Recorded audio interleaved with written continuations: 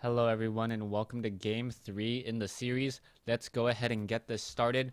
Puma versus Killer, game 3 in a best of 3 series. So far the score is obviously tied since there is a game 3, and Killer played a really impressive game 2, out macroing Puma.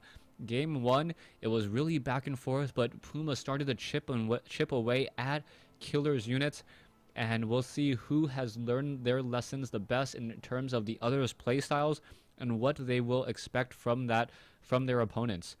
Killer spawning on the bottom right hand side of the map as the blue Protoss player. Meanwhile, on the bottom left hand side of the map, we see Puma spawning as the red Terran. Sorry, Killer and Puma. I thought I got the names mixed up. Anyways, let's talk about the game, let's talk about the strategy, and let's talk about how having close air spawns can really start to dictate what exactly Puma's going to try to do. Puma in games 1 and 2 so far has opened up with a 12 racks and not gone for early gas. This time he is going for a gas before a racks, which will indicate that he is definitely trying to do something a little bit more techy, perhaps throwing Killer off his game. The probe will be able to get some good scouting information here. He'll see the early gas, and we'll see whether or not it will pay off and how Killer will respond. Now the game is going to be perhaps a little bit shorter just because of the faster tech. It isn't going to be a fast economy, and now a hidden proxy barracks being placed down here. I do believe it is within view of the Xel'Naga towers, so that is going to be a little bit of a mistake as that probe passes by that Xel'Naga tower. Nope, the probe just going to simply make a beeline move and start harassing SCVs and probes, now battling it out. The SCV does have a slight hit point advantage, but the shields will regenerate really quickly. Nope, Killer getting reset there, so that was a little bit of an issue as a second probe now comes in. So here it is, Probe Wars 2012 pylon now being established as the probe does get taken down, and now it is going to be 2 SCVs versus 2 probes, and the SCVs are once again repairing each other and also going to look to deal some damage. There's a cancellation as we now have the probe attempt to run away, and it doesn't look like a Marine was trained at all. So it looked like that pylon was going to complete. It then didn't complete, and a quick way to lose 25 resources. A factory now being established off over here. And this is perhaps a little bit of a high pressure build, as we now see that Killer is going to respond with that high pressure with an early Zealot of his own. Marauder's now being trained, but no concussive shell, and without the concussive shells, the Marauder doesn't really hold up against Stalkers and a Zealot together. The concussive shell now being researched. We'll see what Puma's going to do, but so far Puma at a 17 SCV to a 17 probe. There was 1 worker kill, and that really doesn't tell you much of anything. A second Stalker now being added. This is all off of 1 gateway that was chrono boosted once. Proxy pylon now warping in. We see the factory is now on the low ground, so Puma really trying to be aggressive with all of these units. Marauders now perhaps rallied out a bit. The Marauders are going to sit at the Xel'Naga watchtower most likely, and then wait for those units to come together. Killer already having a response and preparing it, having having a pylon here, as we now see SCVs coming over. I'm not sure what these SCVs are for, and the SCVs could be there to repair the Hellions, but that doesn't seem like that good of a that useful. We're now gonna have Stalkers and Zealots down over here. 1 Hellion, 2 Marauders, so the Hellion is there to try and counter the Zealot. Meanwhile, the Marauders are there to try to counter the Stalker, but 3 SCVs, and it looks like those SCVs are simply going to be sacrificial lambs. Hellion now taking a little bit of damage. It is going to repair. A little bit of free scouting as the Hellions are now, and the Hellions, SCVs, and Marauders charging up the ramp. How much damage can be dealt as a bunker now being established? Marauders now trying to come in. SCVs getting in a very nice position as the probes may take a lot of damage here. No, they did not line up all too well. Killer doing a great job and using these probes to minimize the damage. You can see now Warpin coming in. Stalker now trying to finish this off. The Hellion still getting in some damage. The worker kill count up to 6. 3 SCVs were lost. This SCV most likely will get taken out as well. There goes that last Marauder. There goes the SCV. As Killer has handled handled the harassment, but he lost a whole lot of probes in that engagement.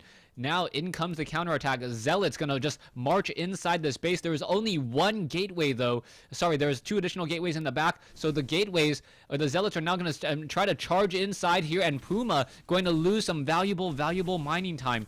The Hellions are coming back over. The SCVs, and one SCV does get taken out. Where are these where are these Zealots gonna go? SCVs now coming back inside the mineral line, but now attacking at the main door, and now gonna perhaps go after the Marauders. So complexity really splitting things up, reinforcing, and now that one proxy pylon really causing problems.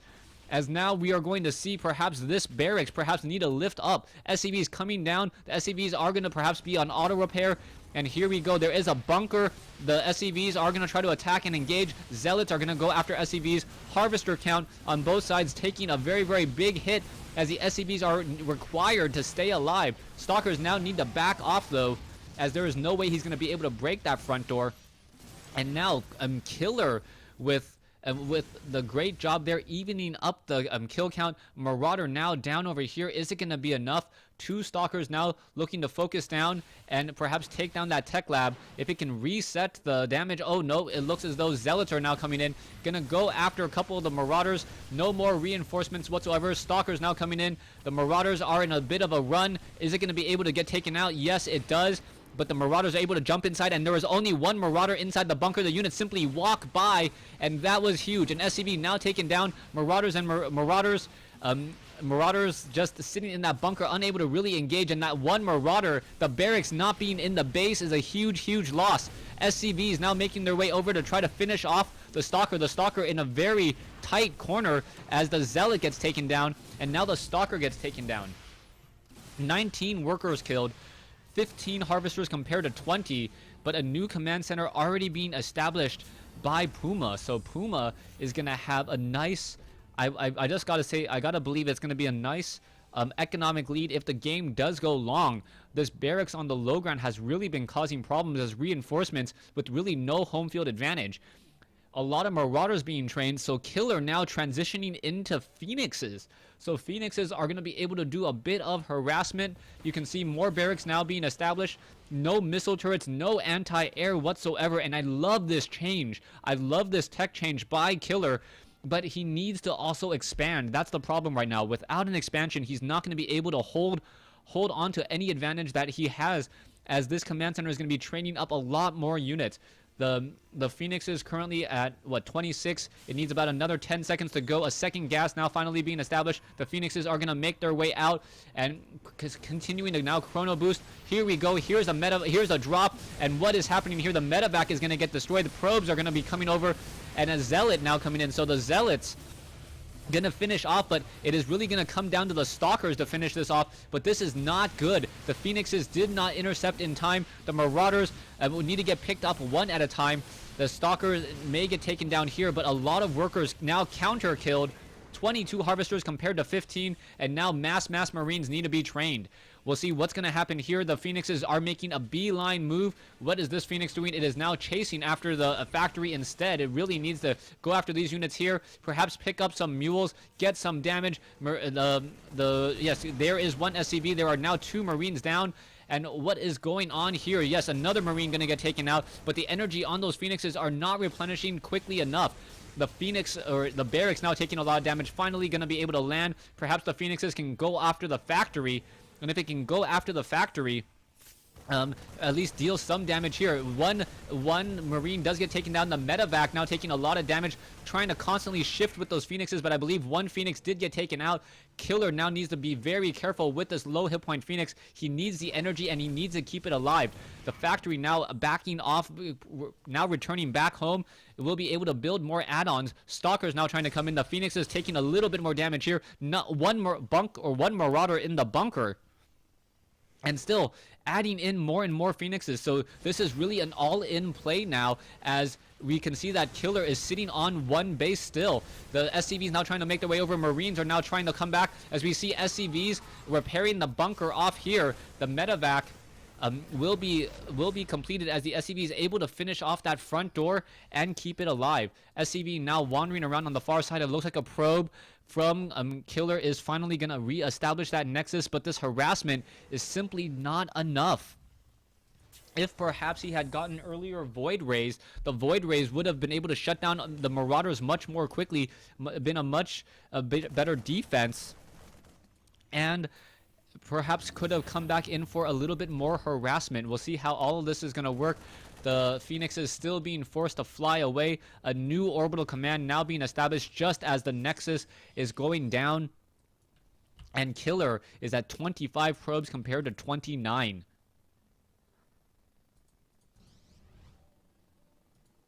Killer's window of opportunity has really closed, and now it's really, the ball is in Puma's court, and it's really left to see what Puma is going to do with the control that he has earned himself. There is now, the bunker has been destroyed. Marines now getting picked off, but we see a very large group of medevacs and Marines charging in on that front door.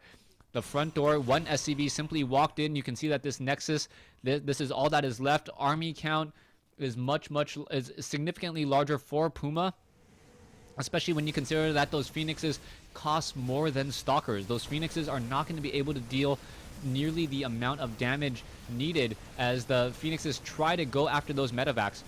The Phoenix is going after the medevacs. One Phoenix gets taken out, and I think that is just going to be the beginning of the end. Puma does not need to charge up the ramp here. He knows he has the economy. He knows he has Killer on one base, and that he's almost going to mine out, and he's oversaturated, or will be oversaturated if he continues his probe production.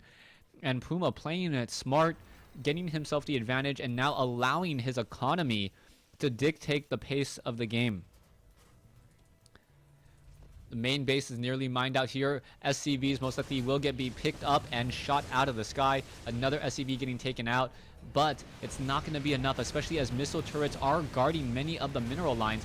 One Phoenix does get taken out. A second Phoenix may get taken out here. SCVs perhaps going to try to repair. The Phoenixes being forced to run or fly back down to the south. There is one missile turret, I believe, that is just outside of, or well outside of combat range. And now Puma looking to once again re-pressure on the front door. Killer, currently with 3 sentries, should be able, or 4 sentries now, should be able to hold off his opponent for 40 seconds, maybe even, maybe a good 60 seconds, and that will buy time for the gateway. But it will also buy time for more Marines and Marauders to add into this group. It's going to really depend on the production of Puma versus the production of Killer.